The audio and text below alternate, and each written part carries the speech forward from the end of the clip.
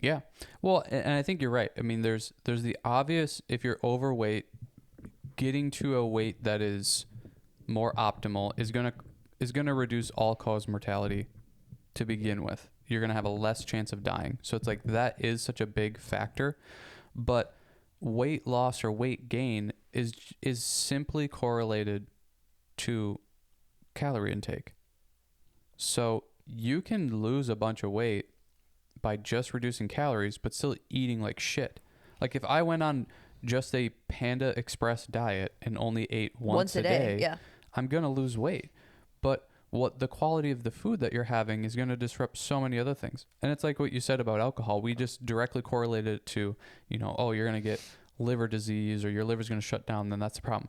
But there's so much more that we know about it, of like it affecting sleep, and now you're sleeping like shit, and what happens when you have bad sleep, and then all these other, your hormones get off, and there's just so much more of a spider web effect from this than it just being don't smoke because you're gonna get lung cancer. It's like, well, there's a whole bunch of other heart disease and cardiovascular, like all this type of shit that happens. There's so much more of a web that I think we're figuring out and learning a lot more. And I don't, this stuff, I totally get why people don't want to deal with it because it's so difficult and whatever. I like it, so that's why I'm like, I don't know. That's why I think we're a good people to talk about this stuff, because like we enjoy the topic. So then people can just watch this and go like, okay, I'll choose brown rice over white rice. And that's all they got to do. And they can move on. I'll choose unpasteurized honey, unpasteurized milk over, the other processed shit. Okay, then they can move on. That you don't have to dive in deep. That's why you listen and watch the podcast and, I don't know, find information in other places, because you don't have to do all the digging and looking into it. Mm-hmm. Yeah. And that's where I think, people that don't think that this is important from a larger level, again, going back to keeping it in house and fixing your own, what's happening in your own life. But there's a reason that all of this stuff is so sneaky, and it's not as easy as you eat this and you're overweight, you do this and you're, unhealthy in this way. Like there are a lot of these micro issues that cause a lot of other problems, and it's because we are allowing the market, what we buy, the food supply, we're allowing all of this stuff to be trash. Yeah.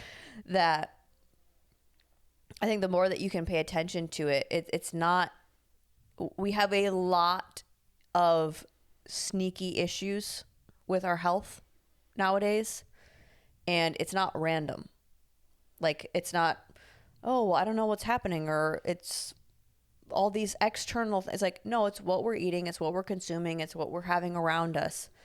Like, yes, I understand a lot of these diagnoses of, say, even just the mental health stuff weren't prevalent and weren't talked about before, but it doesn't mean that that's how our body should function. Regardless of if the numbers are higher because we're thinking about it now, we're talking about it, and people are being diagnosed with it, okay, it doesn't matter whether it's less or more. It's the fact that it's happening. Yeah. And we can help that, and you can help that. Well, and it's funny how upset people get about when people identify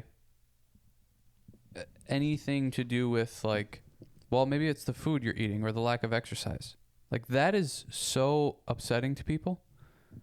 It's immediately like, well, no, you don't understand. It's like, okay, well, maybe I don't, but what if I do? And you're not addressing those things. And especially when there's so much correlation to our mental health and diet and exercise through studies, people don't want to look at that for some reason. And they just want to, I think sometimes people just want to continue to have the problem. Yeah. They don't want to solve it. It makes them feel unique. It makes them feel different. They want to be the person that has the excuse to not be able to, be healthy, or it's become trendy. It's become trendy to have mental health issues and regular health issues.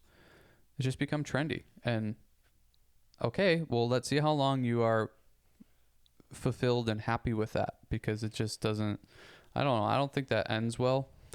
But Well, because it's a simple. I think bringing awareness to things is great, but the point of bringing awareness to things, in my opinion, should be so that we can talk about solutions, yeah, not just talk about the problem.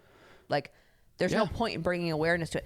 I understand you can then feel a sense of community, and you can feel a sense of I'm not alone in this problem, and more people are like me, and whatever.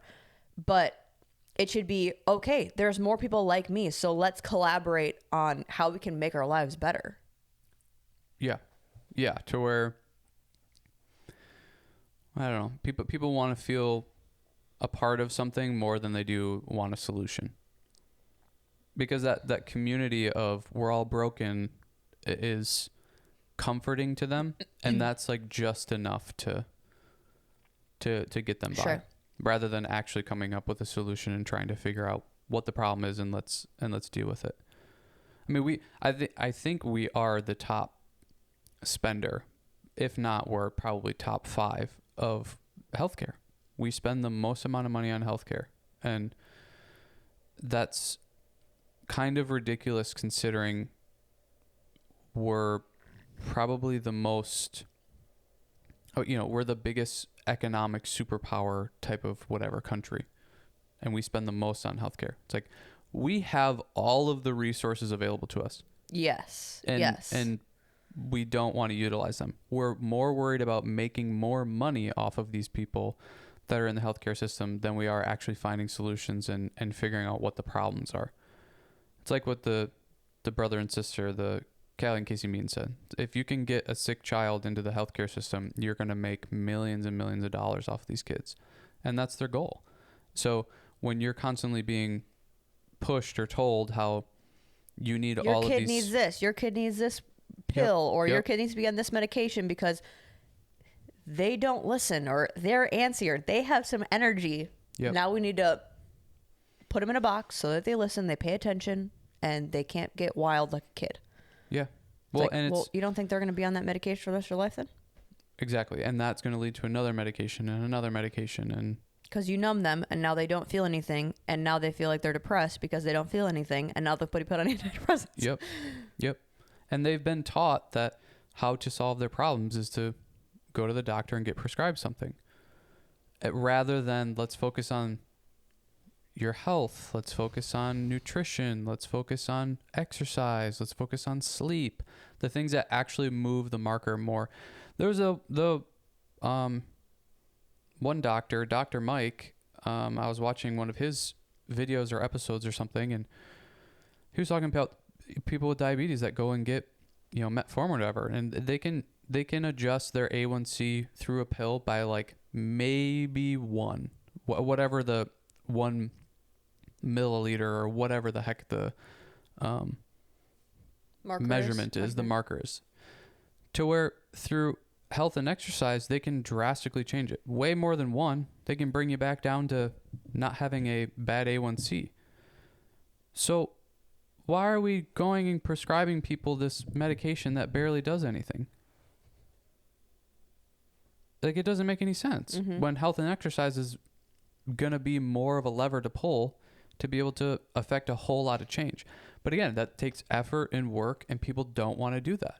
They want to feel special. They want to go get a pill. They want to keep the same lifestyle they're doing, and they're just hoping that this least amount of effort is going to, change everything for them. And that's just, I just don't, it's like, look at the data and the facts. We continue to become more and more unhealthy, more overweight, more autoimmune issues, more health issues across the board. But we just want another pill or another drug or another special thing for healthcare professionals to tell us to become healthy, and none of it's working. And that's where this, Ozempic and GLP-1s and stuff come into play too. Is like, it's just another example where people want a drug to fix their problems, and then they get so upset when there's people talking about, hey, maybe try to eat a little bit better and go for walks and exercise. It's like, well, you don't understand. It's like, okay, I maybe don't understand because I haven't been overweight, but that's also I've never allowed myself to get overweight. Yeah, that's also either. proof in the pudding. Like, I've done the work and done the stuff to not become overweight and to have good health. So, like, I don't know. I don't get what the uproar, it's just, it's all emotionally driven. Mm-hmm. It's a lack of logic. Nobody wants to look at the logic and look at the data. They want to be emotionally fulfilled of, I'm special and I need a drug. And it's like, no, you just need to get outside and do something. You go to work and sit at a desk for 8 hours a day.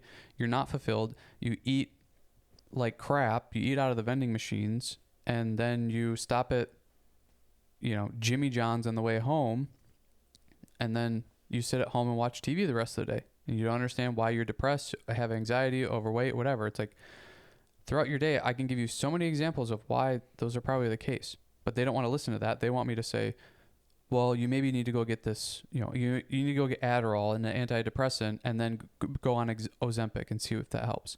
Oh, and you're also trying to get pregnant? Well, let's get you on a prenatal, and now you need this, and now you need that. But also, don't even try, because all of these other medications are going to... Yeah. It's such a lack of logic, and it's just all emotionally driven. It's frustrating, but I have some compassion for it, because I'm like, you're also being fed and told that those are the answers all the time. So then when somebody else comes with a different perspective, and it's something that you naturally don't like, you don't like cooking your own meals and going to the gym, of course you're going to be upset at me. It's like, oh, well, everybody's on their own timeline. On this side, all I have to do is swing through Walgreens. Exactly. Yeah. And that person is telling me, who is more educated, has more information, but they're also getting paid to tell you that. Yeah. Well, okay. So they have a certification, and they went to school. Look at them. Yeah. Yeah. But I mean, yeah. It's crazy.